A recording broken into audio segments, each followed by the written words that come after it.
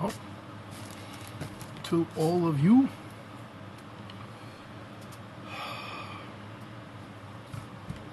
it's what, 10:36 on Tuesday. Today is Chov Daled Sivan, and we're doing the third class on the Maimer B'Shoresh Ekdimu from Tov Shin Yud Gimel from 1953.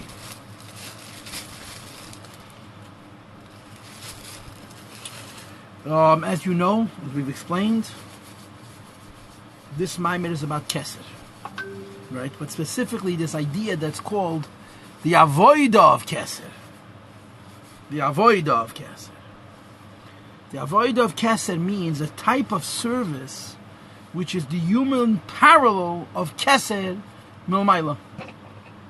And Keser Milmaila, we know a few things about Keser Milmaila. We know about Keser Milmaila that it's Makif, that it's Helam, because it's infinitely powerful.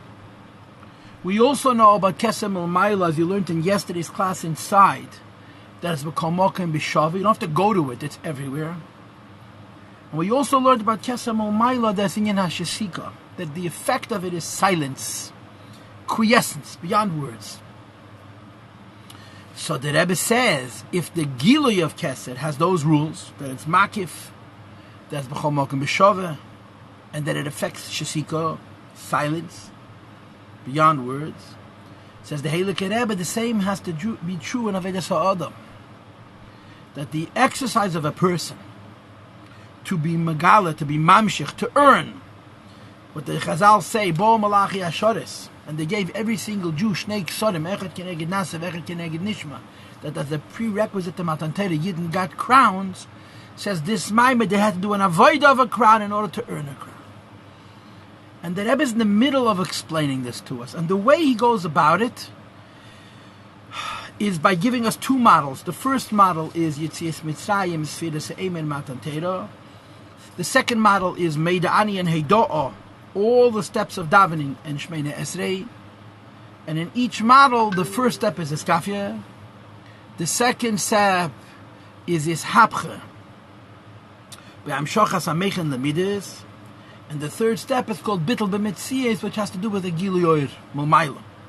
Now, we talked about all of this at length yesterday, so I'm going to allow myself a kitzur right now, and we're going to start. Okay, I'm in Kuf Samach Aleph.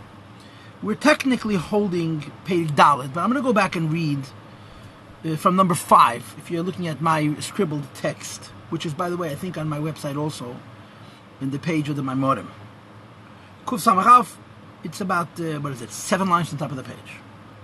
The Bittel Zed the Shmeina Esrei. This lowest of Bittels, which is associated with Shmeina Esrei, Kosher and Minyan HaHaidah, is linked to the submission Shebetchilas Hatefilla in the beginning of davening. Even though the Haidah in the beginning of davening is Eskafia, it's simply forcing yourself to do something that you're not at all into. And Shmeina Esrei is Bittel B'Metzias, because the light from above is bittling us. Still they're connected. Davening has to start with the submission and the bittel. Because one begins his day with this bittel and heidah.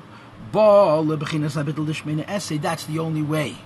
When a person reaches Shmeina Esrei, they're able to achieve, they're able to earn the inyan of Oifen Shel Bittel B'Metzias, which is of Hashem shines a light which lifts us up. On Rash, on Tumul, the Pashtus. Think about this, okay? On the one hand, Moida'ani is very reasonable. And on the other hand, Moida'ani is very extraordinary. And I'll tell you why. And again, I'm not telling you anything you don't know, I'm stating the obvious. You wake up in the morning. What kind of mood are you in? You're usually tired. Usually haven't slept enough, right? And of course, most people nowadays don't wake up. They're woken up by an alarm clock at a certain specific time. And you got to get out of bed. No, your breath is not pleasant. It's yichi. You're waking up in the morning. Where are you mentally, psychologically, spiritually? You're head heavy, you're groggy, you're verschlafen. Maybe you're a bit pessimistic. You got to catch your bearings. And you say, Medani, think about it. Think about it in very simple terms. When you lay in bed and you say the words Meid ani lefanecha melech chai v'kayom, shechazarta bi nishmasi b'chamla, like said the lashon in the sichos, pintele rabba munasecha. In those simple words, there is a huge event of declaring that God's in my life. You know, Meid ani, the easy thing about Meid ani is that we're born, we're raised. It's one of the first things we're taught as very little children. So it gets into our conscience, into our subconscious on a very deep level. So it's sort of rehearsed. We do it. But if you're considering what we're doing, it's extraordinary. Now let's flip it the other way. You wake up in the morning, your head is heavy and you're groggy and you're in a bad mood and your breath doesn't smell right and your body doesn't feel clean. And you don't say Meid ani. Yeah, you twist and turn, you get out of bed, you go take a shower, you go wash neglavas, and then, I forgot to say Meid ani. The rest of your day is going to be the same on each of those 2 days. Whether you got up in the morning and said Meid ani, or you got up in the morning and didn't say Meid ani, what's going to follow, now that you're awake and you took a shower, and that you went to the mikveh and you said from fun, it's a shtel davnen, you're going to daven. This Maimed argues that there's an enormous difference between those 2 mornings. An enormous difference between those 2 mornings. Because the recitation of Meid ani when you started your day meant I'm connecting to a God that I'm not in the mood of. I'm involved with an Eibishter that right now I'm not into him, but Meid ani, I submit. So it's a very superficial act, right? They calls it an Eskafia act. But the Rebbe says when you reach the peak of your Avodas Hashem focus, when you're in the best spiritual space you could be in, which of course the antithesis is the exact opposite of what you feel like when you're saying or not saying Meid ani, depends on that. And that's what the Rebbe describes. Davening is a ladder. It opens not with a step, with a submission, with a bittul, haidah. That initial opening, which may not be a lot in terms of its sophistication and its richness, is incredibly important in terms of its integrity. In other words, what does it say about me? Therefore, when you climb the ladder of davening and you get to Shemini Esrei, there has to be the Avda Kamei. There has to be, what is it called? Bittul b'metzias. The bittul b'metzias is defined by the Meid ani. In other words, if there was a Meid ani and you get to Shemini Esrei, you can experience the Ruach HaKodesh. If there wasn't a Meid ani, besides for the Meid ani, all the subsequent steps were good. But if there wasn't the submission, you're not going to achieve bittul b'metzias. And that's what the Rebbe is trying to describe. Because the idea that Hashem's light comes into our life and raises us up from the top down, which is called bittul b'metzias, total transformation. Not where we're changing what we are, but we stop being us, we're becoming, so to speak, an extension of HaKadosh Baruch Hu, which is represented in this Maimed by Shemini Esrei. It's represented in this Maimed earlier by the event of Matan Torah. Says the Rebbe, you cannot underestimate, you can't possibly evaluate the significance of that initial Meid ani. And that's what the Rebbe is trying to describe. So that's how we start our day. And of course, this submission, which starts our day, which makes it possible that when we achieve the highest level of connection to HaKadosh Baruch Hu, we can achieve bittul b'metzias, is going to now be described as this avodah, which is a keli for kesed, around which our Maimed revolves. Here we go. The idea is as follows: say the avodah b'chol yom v'yom, the way a yid serves Hashem on a daily basis. When you first start your day, which means you don't need to be. And the Rebbe says, not only you don't need to be, you don't want to be B'Alsa Madrigas. You want to start your relationship with the Eibishter with a submission. And it's counterintuitive, or to say it in a way which is culturally offensive. It's un-American. Why should I do what you say? Why should I submit to your authority? So the Eibishter said, I have to figure it out for myself. I have to decide if I understand it. I have to decide if I agree with it. I have to decide if I want to follow it. Meid ani is, whatever this is, it's mine. Whatever this is, I belong to. So the Rebbe said, it's not a mile, it's not a madrega. It's a bending of self and a donos of mission. And the Rebbe, of course, says, in the davening itself, it's the idea of Heidu. Says the Rebbe, only once we have this initial bittul, then it can be followed by Mishar and Yoni. I'd feel it's followed up by the ideas in Tefillah. Psuke de Zimra, Ad Psuke de Zimra, Psuke de Zimra, Birches Kriyashma, Shuinyanai is Bananas. All of these steps, right? From Farid, you have Areni Makabel, and you have Matevu, and you have Adeni Elom, and you have Ahiyachar, and you have Leilam Yodam, and you have the Parashas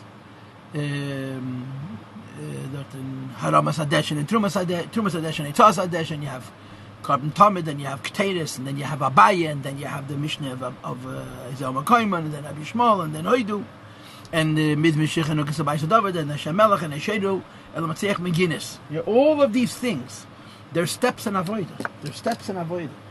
And as steps in avodah, the emphasis is on the word step. You're doing something reasonable in a gradual and a step-by-step way. But it all follows the first inyan, which is Meidani, which is not a step. And then the Rebbe says, it all ends in Shmonesrei. Shmonesrei also is a bit of Mitzias. Shmonesrei comes from a light from Hashem which envelops us, but it depends on the Meidani, which was in the beginning of the day. Because is a bit of Dafka. We start our day with Don Bittel, and therefore we get to Shmonesrei. We don't just get close to the Eibishter and wish we had a relationship with him, but Hashem rests upon us. So the Rebbe says Hoidu is the culmination of life. It's like Nevuah in Zeir Ampin, the Kli. To the Hoidu, or to the Shmonesrei, is the Hidah B'tchilas Hayeh. Says the Rebbe, allow me to explain. Now Rabbi say, you see, according to what I just said, there's two events that are Hidah-like.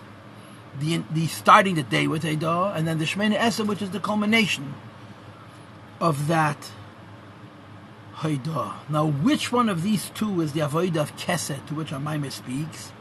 L'chayr, it's the first.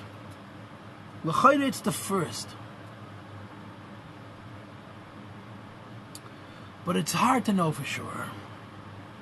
Certainly the Rebbe is making a connection between the first step and the last step and seeing them almost as the same. Even though one is so cold, one is so far, and one is so intimate, they're haba hatal. And the Rebbe gives us one of the sweetest shtiklach chassidus I've ever come across. Really, it's so wonderful. The Hinik says in the pasuk in the end of Pashas Yisrei, v'leitale b'malais al mizbechi, you're not allowed to walk up the mizbech with steps. But instead you have to use a ramp. Why? Because if you're going to use steps, you're going to expose your nakedness, you're going to expose your chesrenes, which would not be good. So don't use steps, which will be ma. Use a ramp, which is not going to be Megala Revascha. Right? The Kohanim wore long gowns till their ankles. And they didn't have shoes and socks. And they didn't have pants, except for knickers. And they walked. If they would raise their feet. So even though their legs were covered by these long gowns, this ksenes or the me'il, whatever the case was, their foot would partially be exposed to the ground, to the step, to the people who were nearby, and therefore you're not supposed to walk to the Mizbeach on steps, you're supposed to walk on a ramp. And by the way, all over the Beis HaMikdash, there were steps except for the Kevish, which meant in other places we were not so concerned with the Tigol Arvos Cholov, because you're not exposing Mamish Ereva, you're exposing the bottom of your foot. But the Mizbeach, we have to be particularly careful. So you don't want to walk on steps, you walk on a ramp. So look how the Rebbe explains this. And the Nekuda is that Mizbeach is the Tchilas HaAvodah. Mizbeach is the beginning of Avodah, the lowest level, the coming into Hashem initially when you're in the Madrega of Malchus and you're sacrificing a korban. I know this means Kasha Ish Yisrael Reitel Al Mizbeach Al Shorshi. A Jew wants to climb up the Mizbeach in order to reach his source, but he's at the beginning of the ramp. He's at the bottom. It's like Malach Machal, whose job it is to sacrifice the souls of the Jewish people on the Mizbeach of the Eibishter. But that's a much later step, L'cha'oira. And you're approaching the Mizbeach from the beginning. And Ibn say that the order is She'ein lahaschel lalis b'malas. Do not begin your life with climbing steps. Ela b'kevesh, by walking on a ramp. What's the difference? So the word of the Talib b'malas al Mizbechi, because Mizbeach is considered Tchilas Avodah. You're just starting your Avodas Hashem life. So you're told, as you begin your Avodas Hashem life, do not start with steps, start with a ramp. Says the Rebbe, what's the difference between steps and a ramp? This is all for the Tzemach Tzedek's Maimer Apon.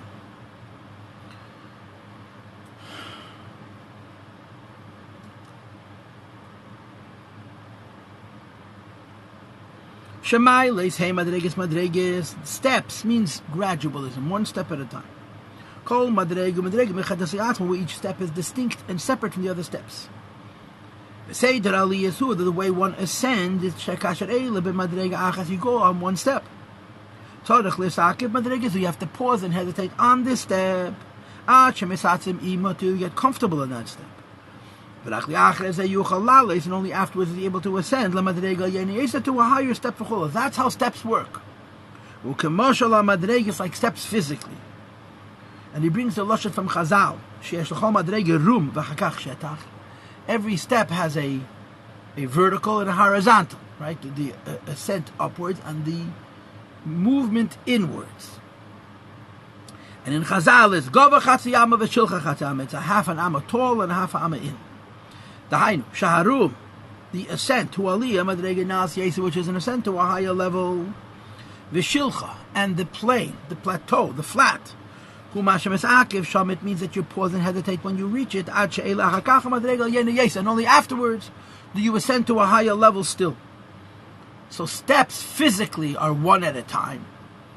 And steps metaphysically means the idea that you do a step in avodah, you remain there until you graduate, you remain there until you become comfortable, and then you move to the next one. As opposed to a ramp, it's one contiguous step. In other words, even though you make many steps on a ramp, you don't see that there are steps. They're indivisible. Moreover, the nature of the ramp is you don't even see so obviously that you're ascending. Because of course you can have a ramp which is very steep, and you can have a ramp which is very gradual. The ramp of the Beis HaMikdash was approximately 3 times the length as it was the height.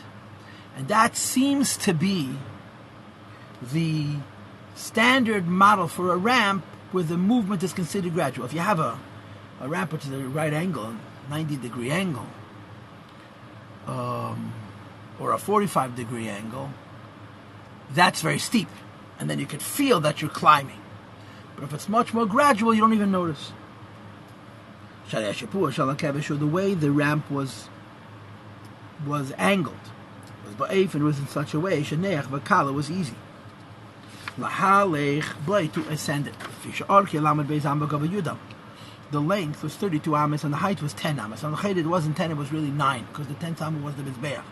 So it was less, the ratio was less than a third the height to the distance. The height was less than a third of its length. And then the Rebbe says, this is halachically so. When you have a division of domains, Rishus HaYochid, Rishus HaRabim, and so forth, what happens in the middle of Rishus HaRabim, you have a mountain, a pile. Is that mount considered a Rishus HaYochid, or is it considered part of the Rishus HaRabim? And it depends on the incline, depends on how steep is the ramp. If you have a pile, but to climb that pile there's a ramp which allows an ascent which is gradual. If the area, the flat area, relative to the height, is 10 tfachim this way and 5 amas this way, which is 30 tfachim, it's part of the public domain. It's not considered a separate domain. It's easy to walk. In other words, if the mound is separated from the environment around it by a steep incline, so then the mountain is considered a Rishus HaYochid, the area around is considered a Rishus HaRabim. You can't carry from one to the next and so on. But if there's a mountain in the middle of Rishus HaRabim and has a gradual incline, so if the height is 10 tfachim and the area of the incline is 30 tfachim, that's a ratio of 1 to 3.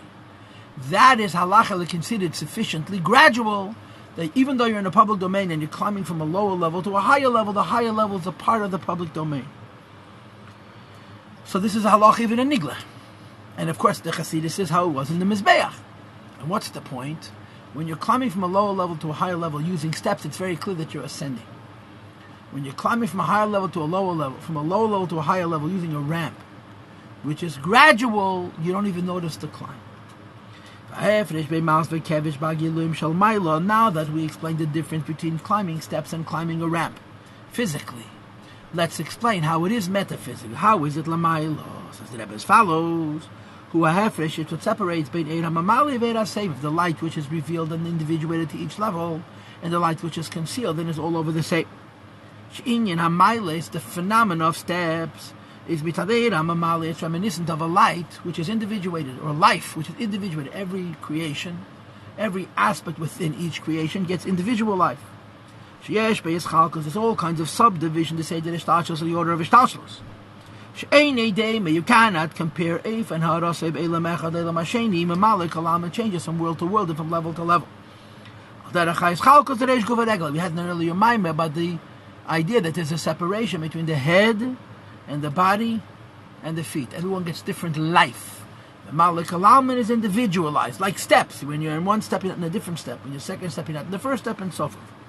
When you're not Kevish, who, on the other hand, the ramp is Mitzad Eira Save, it's reminiscent of a light which is all over the same. It's infinite and all over the same, and it affects silence, like we explained before. Shanim Talamata Kamei it's everywhere the same. And when you're ascending from one level to the next, you almost don't notice the ascent. Vali Hiba, what is the nature of this ascent? That it's Agil, and that this is hidden is revealed.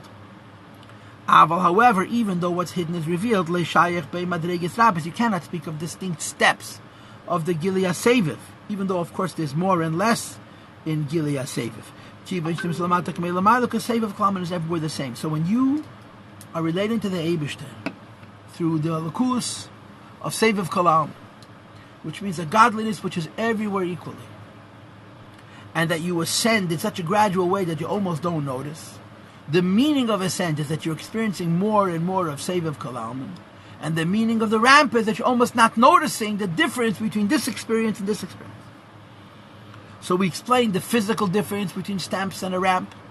We explained the Kabbalistic difference between steps and a ramp. Now let's explain the Avodah difference, the human difference between steps and a ramp. By number 9 on page Kuf Samach Beis, and Avodah Hashem, it means Shamayle, steps, made Aliyah, points to the idea of ascent, which is Baseidev Adraga, which is orderly and gradual. Step by step. Beginning with Heidenya, Psuke de Zimra, at Psuke de Zimra. Psuke de Zimra, Birchas Kriyesh, Man Shmeina Esrei. You start your Avodah Hashem on a level where you're silent, where you're still. Then you go to a level where you grow. Then you go to a level you could move and you could be energetic and alive. And we can actually use your mind. So in Avodas Hashem there are all of these steps. And they're distinct steps. You can see when you're the daimim, you can experience when you're changing from daimim to tzemeach. You can experience when you're changing from tzemeach to chai. You can experience when you're changing from chai to medaber. So when you're serving Hashem on a level of gradual, individual steps, you engage in each avodah. This is called avodah pnimius. Or the language of the class that I gave you yesterday, this is the avodah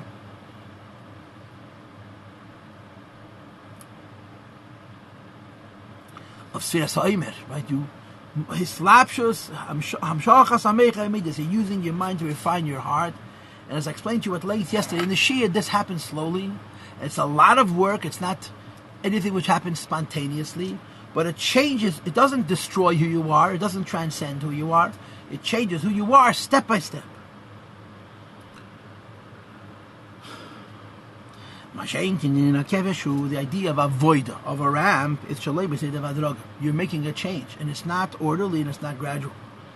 You serve Hashem with a submission, and you ignore altogether what level you're on, the spiritual disposition that you're in, and so forth and so on. As I explained to you in the beginning of today's class, that when you wake up in the morning and there's a bad breath in your mouth and you feel unclean, and you're not in the mood, and all you want to do is hit snooze, and you say, Meida Ani, there's something about that. That's not a step.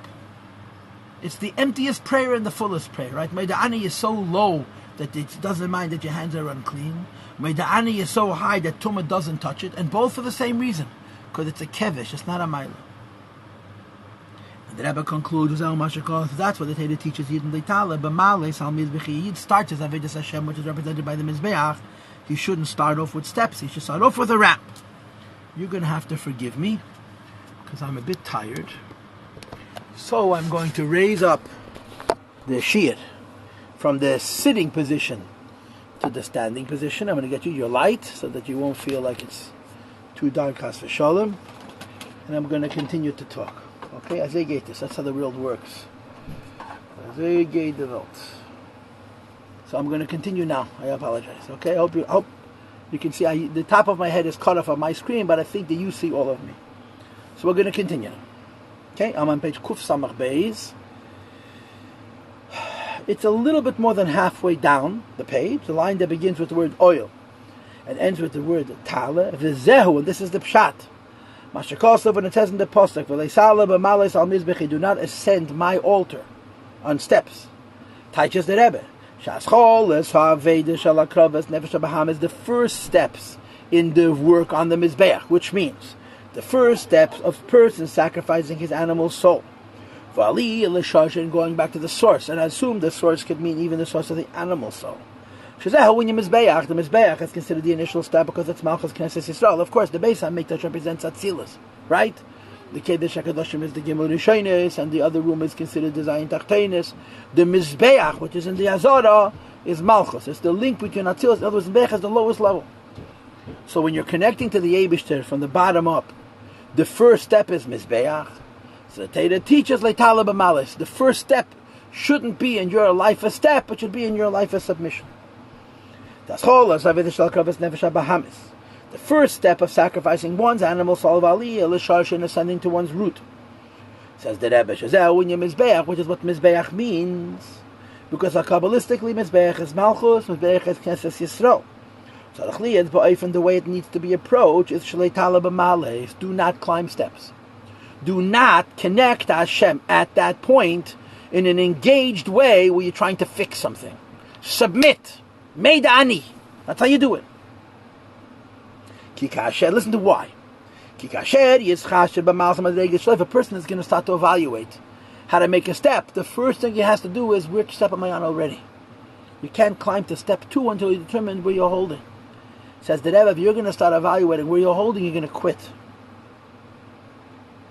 What's the pasuk? Do not use steps on the mizbeach because you're going to expose your nakedness.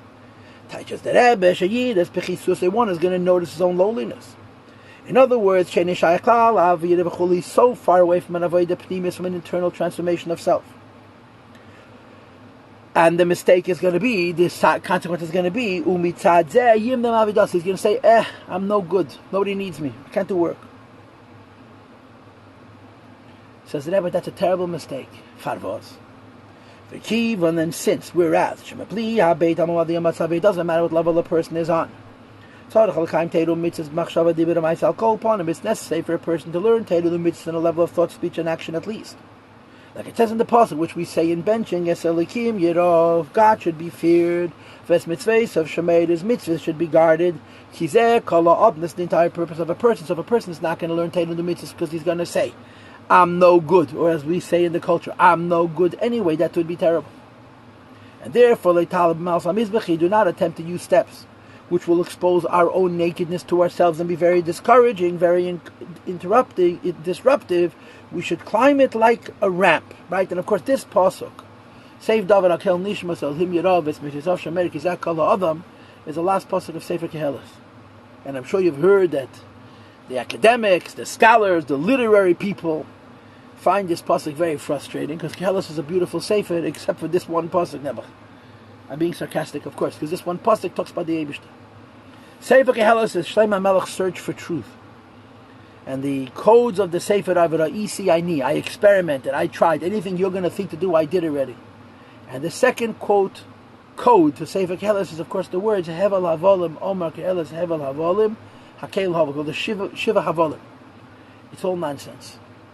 And the very last pasuk, Save David, the end of the story is you got to serve Hashem. In other words, Shlomo Melech says, I experimented with every way of life, with every taiva, and I'm telling you it's all nonsense. The only thing that's real is serving HaKadosh Baruch. So the Rebbe says, Hakel Nishma, you've heard it all.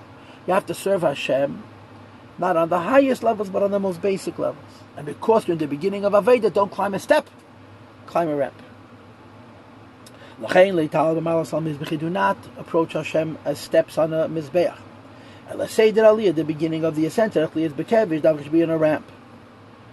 Because when you climb a ramp, you don't look at your own chesreinis. Because when you climb a ramp, you don't have to ask yourself, which step am I on to go to the next step. You're just on the ground and you're going upwards. Moidendik. I want you to know that this pshat for Tzemach Tzedek, it's so sweet, huh? It's pshat and a pasuk. And you would never think of it yourself, but once the Rebbe says it, it's so incredibly beautiful. And the Rebbe says, well, then, just like in the pasuk it says, you should not first climb steps because you're going to expose Ervoska, you should climb a ramp. The same is from the Lashon HaMishnah, Olav HaKevish HaFan LaSeva. When you climb a ramp, you reach the Madrega of Seva of Kalam. Olav HaKevish, what is the meaning of the word Kevish? Melashon Kvish.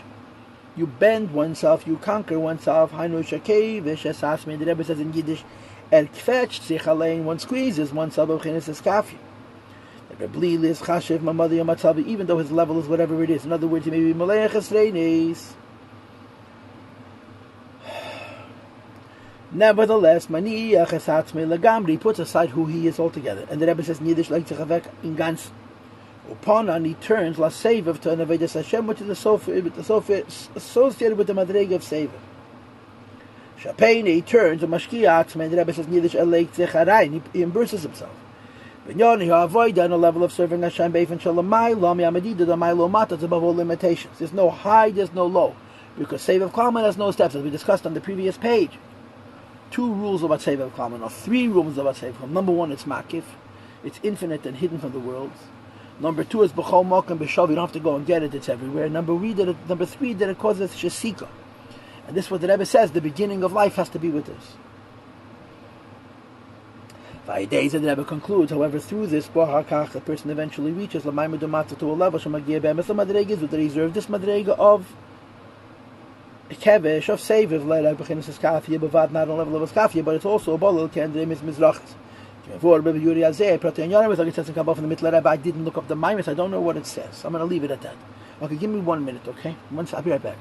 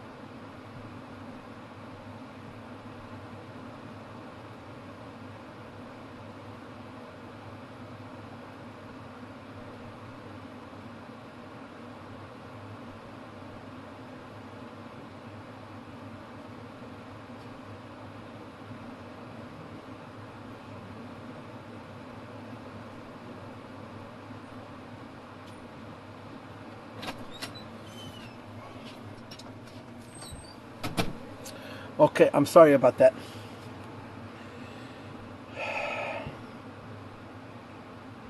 And then the Rebbe, okay, so I read the end. Then the person eventually reaches to a level, you truly deserve this level. That's not only a bending, and this is the meaning of the words of Keren Dremis Mizrachis. It's a mimer from the middle of Rebbe, which I didn't look up. Now, but Pashto, this is Shemini Esrei, you see. Leitala b'malis al mizbechi. What a pshat. What a pshat, huh? Don't start your relationship with the Eibishter on a step, because you're never going to feel adequate. Start your relationship with the Eibishter on a ramp. I submit. And then the Rebbe says, afterwards you're going to climb steps. Afterwards, there's a whole series of steps. Like I told you before, that all over the Beis HaMikdash there were steps except by the Mizbeach. Because Mizbeach is considered Tchilas HaAveidah. And then you get to the end. The end is Shemini Esrei. The end is Bittul B'Metzias, which is again a ramp. But now this climbing of a ramp means that you're engaging with the Eibishter on a level where A, there are no levels. B, he's B'chol Mokum B'Shavas. C, he quiets you because he's above you. And you're taka keli for it. In other words, you're experiencing the oira sevil kol halmin, which is called bittul b'metzias. So it's bittul, metzias, bittul. And of course, the metzias, as I explained to you yesterday, the aveda sira seima, you're working on your character, but you're not working on your character by pushing aside who you are.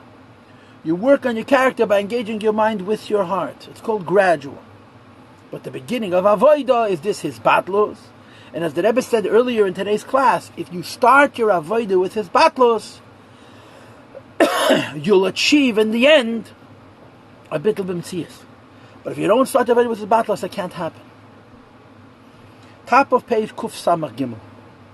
V'zeu gam ken mashakosu b'tilim lanatzeach al yenas eilim rechekim. This is in Kapitel Nun Vav of Tilim. Lamatech means the choir master. Al Yenas Elim. Yenas means a pigeon, a dove. Elim, who is silent. Rechaikim, that is far. Dehine. Yoina Koy Al Knesset Yisrael. A pigeon, a dove, refers to the Jewish people. V'chein on the Shamis Yisrael. Lamadash Nimshul Yoina Yidin down here also compared to a pigeon, because of the characteristics of a pigeon. There are a number of things that we know about a pigeon. One of them is that they stare about each other. They make eye contact, very deep. Shehin Bechin is Bittul, which is a concept of Bittul. But there's a sefer in Kabbalah, I think, from the Ramemi Panu called Yenas Elim. Yenas Elim. And they're called the dove who's silent. In other words, Shu Bechin is Hashashika de Sfiras HaKesed. It's the silent, it's the quiescence of the level of Kesed. Now, of course, the Rebbe's point is going to be that this is Tchilas HaAveidah, and only then is it Shleimus HaAveidah. Any move, the question is, how could you link the avoid of Yenas Elim, the dove who is silent because he stands in the presence of the Eibishter, which is called Bittul B'Metzias, which we explained yesterday at length, to Eila Shem B'Bechinas HaCheikim, people who are on the lowest of levels. Who the teretz is that poshter. The closer one comes to HaKadosh Baruch Hu, he recognizes more and more his distance. In other words, the more one understands, the more intellectually accesses. In godliness, he comes to feel even more his distance. Now senses how far from Elokus he is. Here's the key. It doesn't stop him from doing his work, which means a submission. I know commission is by a little kasher avedi, if you start off your Avedas Hashem by climbing a ladder, by climbing on steps. If you come to see that you're far away, you're going to quit. And one service is a bittul, which is the idea of shsika. Even though you feel so far away, it doesn't stop from serving Hashem. And forgive me for saying this, there's two in Yonam and Yenas Elim. One is, I'm on a very high level, and I still serve Hashem with the bittul. And the other, of course, is I'm on a very low level. So Yenas Elim doesn't mean that I'm on the madrega of bittul, I'm far away. But instead of quitting, I submit. That's Tchilas HaAveidah. Says the Rebbe, Vezeu Klolos HaSeder B'Aveidah. That's how Avedas Hashem works. Shetchilas HaAveidah tzarech liyaz bittul v'eskafi. You have to start with the bittul and the eskafi. So then, when you become a shtickle man, you'll do the Aveidah of miles of steps. And idea is a dafka, only through this, you achieve the true idea of bittul, which is the revelation of Bechinas Erasev of Kalaman, which is in Shemini Esrei, when you actually experience Elokus, and it raises you up. Now again, I want to underscore, and you'll learn my modim, we say words, and as the Rebbe says often, we forget completely what this is about. Yiddishkeit starts with Moidani. Yiddishkeit starts with Moidani. That's how Yiddishkeit starts. What is the meaning of Moidani? Whether I understand or I don't understand, whether I... This is true. That's Moidani. And us people who are raised from, and even Bali Tshuva who've been doing it for a long time, never stop to consider how remarkable that is. Now you could say, well, I'm not paying attention, I don't really mean it. But you do mean it. You know, the Zohar, the expression from the Zohar, Afagav the Ozul, Hocha v'Hocha, Yuktoni Shtor Balaolam. You know, you have moods. Sometimes you're more into the Eibishter, sometimes you're less into the Eibishter. And again, in the Nusach of America, sometimes you agree more, sometimes you agree less. But it's always true. And that's what this Maimed is saying. The avodah of Kesed is a submission. And it has two extremes. The first extreme of avodah of Kesed is, I'm not at all in, but I'm in. The other extreme of Kesed is, I'm so in that I'm experiencing the Eibishter, the crown, which is quieting me from above. Says the Rebbe, you should know the latter Kesed and the initial Kesed are connected. If you don't start your Avodas Hashem with a kevish, you're not going to finish your Avodas Hashem with a kevish either. If a person doesn't start his Avodas Hashem with the idea, this is true. And again, the way people look at things in our culture, everything has to be understood. Everything starts in the brain. Now, of course, that's false. It's not what people live their lives. It's what people say when they talk ideas, philosophy, theoria. Yeah. And the Maimed is saying, big mistake. If you start your life with your intelligence, even if you're intelligent, and you're objective, and you're interested in the truth, and you find it, that's what you're going to end up with. Another step. And you can get discouraged, and you can lose interest. When you start your life with a submission. So first of all, you're not going to quit when it gets hard or you look bad. And second of all, you reach a madrege, which is not a step, but you're standing in front of the Eibush. And again, I'm talking to you. But I'm actually talking to myself also. And this is amazingly accurate in life. It's amazingly accurate. Let's flip it the other way, yeah? All of us go through times when we're in a bad mood. All of us go through times, as the expression is in English, where we feel like quitting. Es lehnt sich nicht.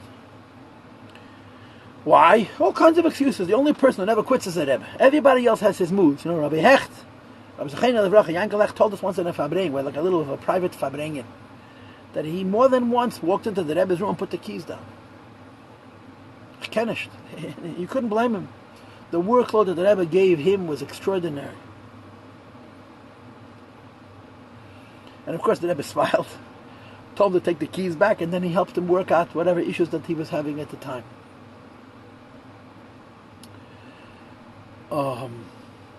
But people who take life seriously, who work hard, have setbacks. What keeps them from quitting? Olav HaKevish. At the beginning of Avodas Hashem is Meidani. And the Rebbe says, when we have that attitude, then we could reach Menesre. What does he call a Keren? The name is Mizraches, which is an experience of Ein Seif HaSeiv of Kalam. It's an experience of Bittul B'Metzias. Hashem raises us from the top. Right. So this is this Maimer. The point of this Maimer was to introduce us to a new concept. The idea is not new, but the link, the connection of the ideas is very new. That there is something called an avodah of Kesed. If you're going to earn from God a crown, you're going to do the service of a crown. What is that? You start your life with a submission, so that you don't quit before you start, and you don't quit in the middle, and safe kol safe yozechet tekeren dreimis mizrachis, that you deserve the crown. And this earned the Yidden the Beis Ksad. Now it's hard to understand how this plays out in Matan Torah. Why? The idea of Olav HaKevish, right? The initial Haidah is in the left Mitzrayim. Sfira Seimid is steps. Matan Torah is again a submission, but Matan Torah is from the top down. Matan Torah has earned Olav HaKevish, right? Matan Torah is a bittul b'metzias. The Eibusha shines a light and raises us up, and we become an extension of Him. As we discussed yesterday in some detail. Where did they get the Ksorim? They didn't get the Ksorim in left Mitzrayim. They got the Ksorim by Matan Torah. In other words, they didn't get the Ksorim when they did the initial Olav HaKevish. They got the Ksorim L'ch'eira when they did the final Olav HaKevish. Or they were about to do the final Olav HaKevish. In other words, the Rebbe is going to say that Akdomas Nasa L'Nishma, this is the Avodah of Keser. But Akdomas Nasa L'Nishma then wasn't like by us, the beginning of davening Meidani. It was right before Shmonesres. Shmonesres is Hashem giving us the Torah. Erev Matan Torah, Yidden said Nasa V'Nishma, and there was Eichet Shnei Ksarim. So the match between the Moshel and the Nimshal L'Chayda is not exact. There's an extra piece here. How do we understand what was the avoid of Keser Yidden did Erev Matan Torah, which earned them the Ksarim? Is it the initial Olav HaKevish, or is it the ultimate Olav HaKevish? It looks to me like it's the, if you will, let's put it this way. Each one of these three avodas has two parts, right? When you go out of Mitzrayim, there's an Olav HaKevish, a bittul, even though you're not interested, and the Eibish's response to that is nothing. It's Helam. Then there's climbing steps, Milas, and the Eibish's response to that is a Serusad Latata, a Serusad L'Yela. Then you get the Matan Torah, there's another Olav HaKevish on our part, and the schar for that is the Gili of Eidin Seif, which causes a bittul b'mtzias. So Erev Matan Torah, when Yidden said Nasa V'Nishma, this was Olav HaKevish, and the schar that they got for it was the Shnei Ksarim. Now, so what are the Shnei Ksarim? Are the Shnei Ksarim already the Gili of bittul b'mtzias? So they're also part of the pre-bittul b'mtzias. So I'm pointing out that the basic idea is very powerful, important, gishmak, and realistic. Right? If a person wants to do anything successfully in their life, they have to commit. Not only when they're in a good mood. In our relationship with the Eibishter, we start by submitting. And then we're zoiche to Shnei Ksarim. We go back to the beginning of the Maimer, which began with the Lashon HaGemara, that the Jewish people said Nasa before Nishma. 600,000 Malachi Asheres came, and they tied on each Jew 2 crowns. One for Nasa and one for Nishma. And again, you remember how we discussed this in the previous Maimorim and earlier in this Maimer, that there were actually 3 Ksarim, one that Eibishter keeps and 2 that he gave us. So the Rebbe says, the third Indian, Akdomas Nasa L'Nishma, this is the Olav HaKevish, this is starting off our life with the Haidon Ubitl, which sets us up for the Gilui of Ein Seif, and the Bitl B'Metzias, which is at the end. And of course, Nishma does not mean to listen. It's obvious that if you don't hear what to do, you can't do it. Nasa cannot come before Nishma if Nishma means to hear. Right? Nishma can't mean to listen to instructions, because before Nishma there can't be a Nasa. This means to understand. Nishma means Hashem gave us mitzvahs. Nishma means I want to understand them. Nasa means I want to submit to them. We will do as in from submission when asna al tzedakah. The chiddush is that you have to say Nasa before Nishma, which means shagam kasher einei masig, you don't understand, and you're not in the mood. One bends oneself in a way of iskafi. And of course the point is, you do it even when you're not interested, you do it when you feel like you're a failure. That bittul creates a framework for the milas, for climbing steps, in a way that you don't give up as you go through the hardships, and save your zeichet to the second Olav HaKevish, which is a Gili of Ein Seif. Even though you don't understand. One forces oneself, one bends himself to do his service. And this is called the Avodah of Keser. Our Maimon is saying that to get Keser, you have to do Keser. What's the doing of Keser? Meida Ani and Shmonesre, Yetzias Mitzrayim and Matan Torah. And in the case of Matan Torah, it's Akdomas Nasa L'Nishma. This is the Pshat Akdomas Nasa L'Nishma, Chana Matan Torah. By Yidden saying Nasa before Nishma, they prepared themselves for Hashem to give us the Torah and for us to take it. Because not only we said Nishma, not only we said Nasa, we put Nasa before Nishma.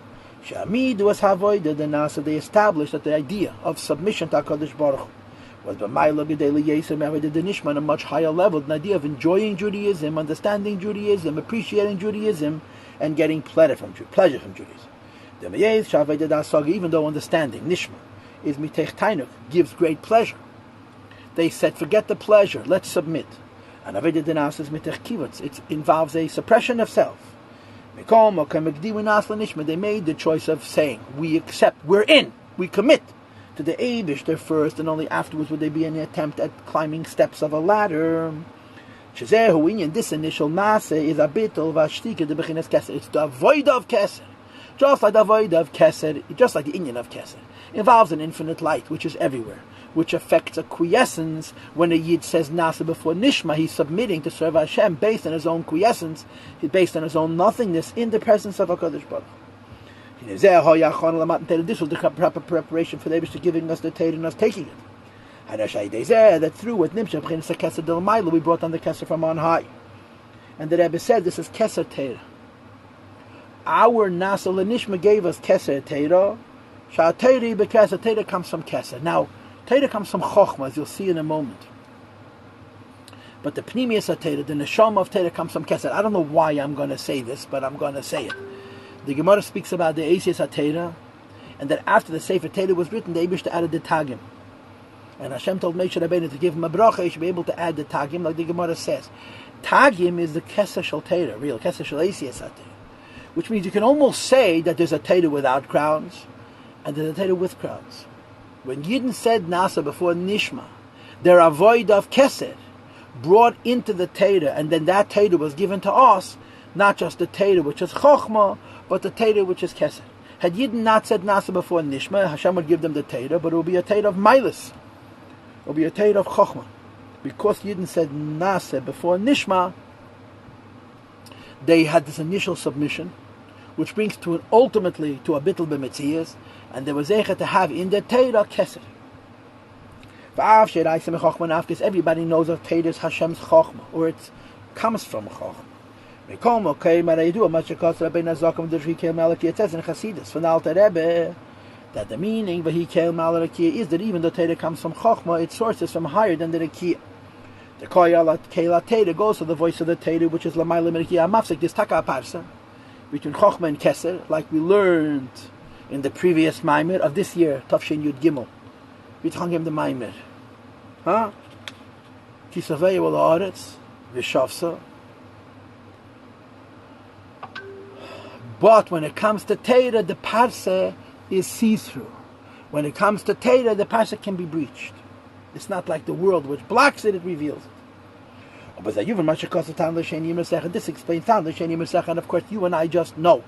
This is in Kufyates. We just learned this last Thursday when we finished Perek Kufyates. And by the way, all the classes on Kufyates are up and available online at InsideChassidus.org. Please go and enjoy and share.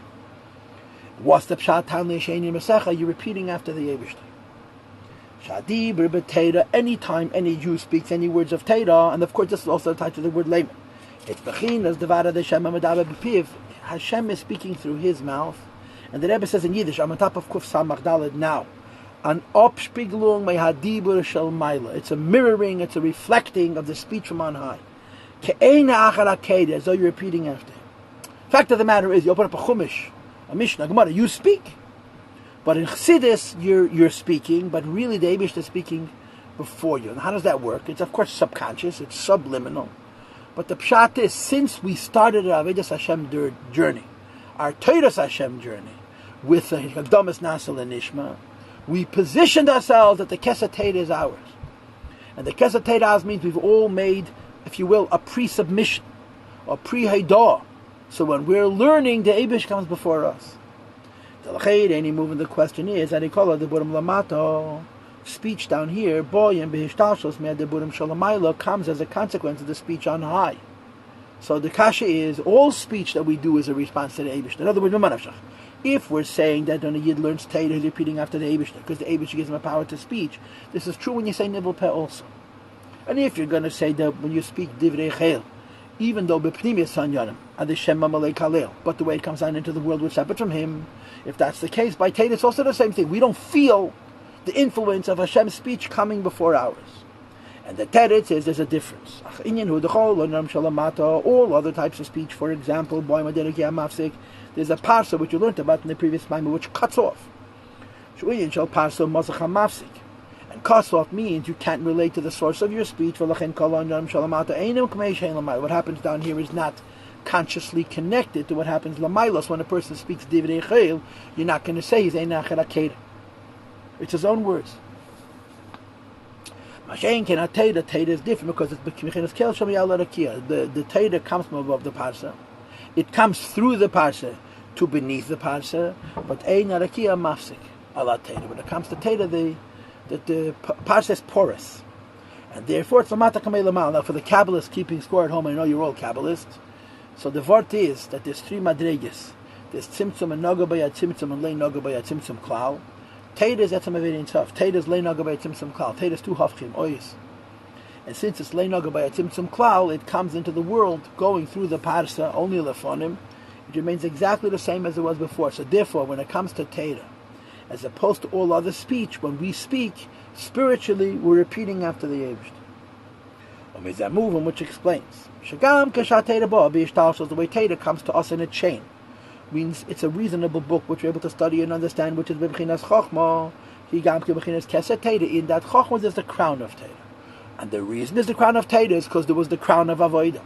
What was the crown of Avodah that came before the crown of Teda? Hagdamas Nasal L'Nishma. The way we were Zoyechet to bring down into the Teda. That Hashem did not just give us a book of His wisdom. He gave us a book which is His crown. It's Agdomas Nasal Nishma Dafka. Before the Eibush gave it to us, we submitted. And because He gave it to us, we submitted. When He gave it to us, it entails this aspect of Tan L'Sheni Im Rasach. Every time a Yid learns Torah, repeating after the Eibush, and ultimately we can reach the final madreg of this submission, which is the Bittul B'Mtzias. Says the Rebbe, Bittul D'Nasa After Ba Dayin B'Asaki. You don't understand it, you don't feel it, but you submit. And that's the pshat. B'shor shegdim when they saw Nasal and Nishma. Ba Malachi Asharas, Shishmi Malachi Asharas, and they gave each one Yid Shnei Kisarim Echad Keneged Nasav Echad Keneged Nishma. When you do the avoid of Kesed, you get the schar of Kesed.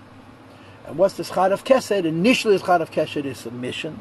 The ultimate schar of Kesed is Bittul B'Metzias. And the Rebbe, I'm holding number 13 in your text, page Kuf Samach Daled, first paragraph, 7 lines from the end. The Rebbe connects it to something else. In addition to the whole Gemara, there's also the Gemara, also Masechta Shabbos,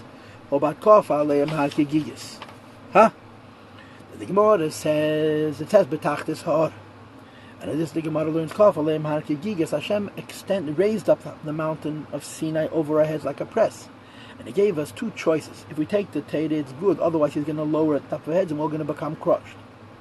So the Gemara says, every Jew can come with a disclaimer. I didn't accept the Teda, I was coerced. I was given two choices. Accept the Teda or die. So I chose to live. What kind of choice is that? So of course the famous kasha is that Meidar Abba Leiraisa was until the story of Purim. After the story of Purim, the Yidden became of a Kiblu, and that Meidar went away. But there's also another question. When did this Kaf Aleim HaKagigis happen? Immediately after Yidden said Nasav Nishma Kaf Aleim HaKagigis. So Chassidus asks the question, common sense asks the question. Yidden just submitted, why are you threatening them? Yidden just said 2 minutes before they said Nasav Nishma, why are you threatening them now? Says the Rebbe, V'isa b'teres ha-Baal Shem Tov, it's brought from the Baal Shem Tov. The Hikshu Tasvis asks, what was the point of Hashem dangling the mountain over the Jewish people's heads? They already said Nasav Nishma. So now what? I was thinking this morning, thinking about the Baal Shem Tov's words. On the one hand, these Baal Shem Tov's words are so einfach, they're so simple. A Lamed could say them. A Maggid could say them. But on the other hand, the Baal Shem Tov's words are so incredibly deep. And what does the Kaf Aleim HaKagigis mean, according to the Baal Shem Tov? In the history of the Jewish people and the life of us as individuals, we all have moments when we're not in the mood. And we're not in the mood, we make ourselves do it. Where do we get the koyach to make ourselves do it from? The initial Nasav Nishma and this Kaf. Kaf Lakach, Kaf HaKadosh Baruch Hu Yisrael Ha. That's why the Eibush extended over the Jewish people of the mountain Gigis like a press. To teach us. You have no interest whatsoever. And you do it anyway. Havas, Vailich ben Ayid. You know the famous story with Ramesha. Oh, it's such a good story. In 1972, 71, 72, a lot of Anash came from Russia. Not from European Russia, but from Asian Russia. And the Rebbe paid for them to come to him for Yom Tov. And the Rebbe arranged that a group of them should meet Rebbeisha. Rebbeisha Feinstein, he was the Godel in New York. Paisik. He was a Russian Jew who himself almost lost his life for Yiddishkeit, and he was saved by a great miracle. The Rebbe once said about Rabbi Feinstein, the Feinstein was an Ashkenazi, he was a Litvak, and in many ways he didn't follow the Minhagim of Hasidim. But the Rebbe once said to somebody about Rabbi Moshe, Achsidish Nerov and Achsidish Shtat, Rabbi Moshe. In Volpa's book, Shem and Sas Mechaverach, it's the longest entry of anybody, Rabbi Moshe Feinstein. Anyway, the Rebbe sent a handful of Anash to visit him. Kazliner, what did he say? Motel Kazliner, and what did he say? Sholem Sodes, right? I'm forgetting the names. Mrs. Is that Mumas Sodes' son? I think his name was Sholem. A whole group of Jungelite who were Edliche Yidden, who spent decades behind the Iron Curtain, and they came out. Yireim Shleimim. Reb Moshe was so impressed. The Rebbe said belonged to Chadakov that they should talk in learning. Anyway, at the end of the meeting, Reb Moshe asked them how they survived all those years by themselves. So each one gave a different answer. One said Fabrengens, one said the familial feeling amongst the Anash, one said the hope to one day meet the Rebbe, and one of them was Notik, who lived later in Bnei Brak. I forgot his first name, Shmuel Notik, I think. Reb Moshe Feinstein asked him, how did you survive in Russia? He had a choice. Abreda. Reb Moshe from the Caleb. This was the best answer. Why? Because what did he say to Reb Moshe Feinstein? Nish sein a Yid is nichayich. How could you not be a Jew? What else is there? If it's hard, it's hard. He didn't give a reason. He gave an explanation. He said, how do you survive in Soviet Union? Meidani. That's how you survive in Soviet Union. That's what the Rebbe says here. How do you survive the hardest periods of Golus? Nasa v'nishma. Kof aleim ha. The Eibishter dangles the mountain overhead in the beginning of time and says that there's going to be times that tzech nishvelen. You're not going to want, and you're going to do it. Because Azeh the Eibishter geisen, mikol mokim einei ben cheden li bottle, no one is free to be bottle. Like Yasal Korcha, you do it, you don't want to. A breda hot and do it anyway. V'yidme. And you should envisage, you should imagine that right now you're being forced. You're sitting who knows where, and who knows what, and under what conditions. I have to remember the hardest thing in Russian Golus was what's going to be with the children. And this was the ultimate Mesidas Nefesh. And yet, why am I doing it? We got to do it. Ha!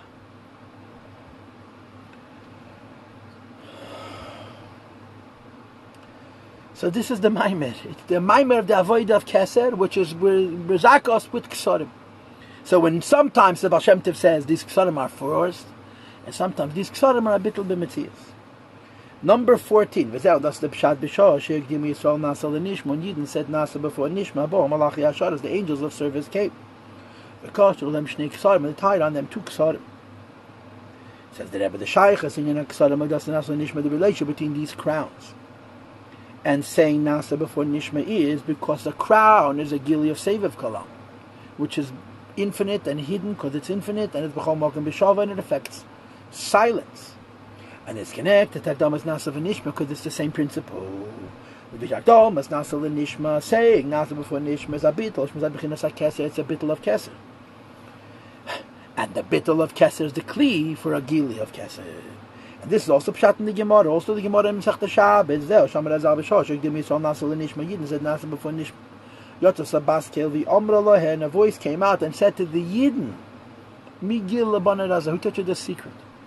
Right? And of course, the end of the Gemara is the Rebbe Dafka doesn't bring it as a Malachi Asharis Mishtam Shembe. I don't know how Malachi Asharis know it, but Yidden know me. Gil L'Bana Raza. Yidden know that the relationship you have with the Eibush has to start with bittul, with faith. The Raz who say it, Raz is secret, and Hainu. The Kiv and Shagrov is the B'gematria Eid, as you know. Kiv and Shagdamas Nasa l'Nishma Zad B'chinas HaKeseh Shalom Alam Yasog. When you say Nasa before Nishma, you're making a submission. This submission on the one hand is superficial. This submission on the other hand is a Madreg of Keseh, which is altogether higher than say Dirish Tal, Shazachain Hu Raz, it's a secret. Ach, me come this Galem Raz, Yid knew the secret. The Rebbe says in Yiddish, they have sich gechabt. Shachon, Alamatan Teirav, we're going to get the Teir as the Teir is meant to be given. It cannot be approached from the outside intellectually. So the Domas Nasa the Nishma Nasa comes before Nishma Vaideza Nasa in the Matan Teda. This earns us the Teda, which is Gilu Bechinas Keser Teda. It gets us to the crown of Teda. Now look, how many lines do I have left, huh? 7 lines and then another 10, 17 lines. Any bad beirav the Chadiyim say, okay, let's finish. I'm stopping right here. Now, I may give this class tomorrow morning. Who knows? I may come tomorrow morning as I will learn 17 lines of Maimon. If I do that, I'll probably give 2 classes. I'm going to start already the next Maimon, which is the one after this, right? After B'Shor Shogdima, if you give me a second, I'll tell you which one it is. We're learning the Maimonim from Yud Gimel. And when we finish these 3 Maimonim, we're going to go back to Lamed Ches. We'll be a little bit behind. The next Maimon is Veidaber Anechi.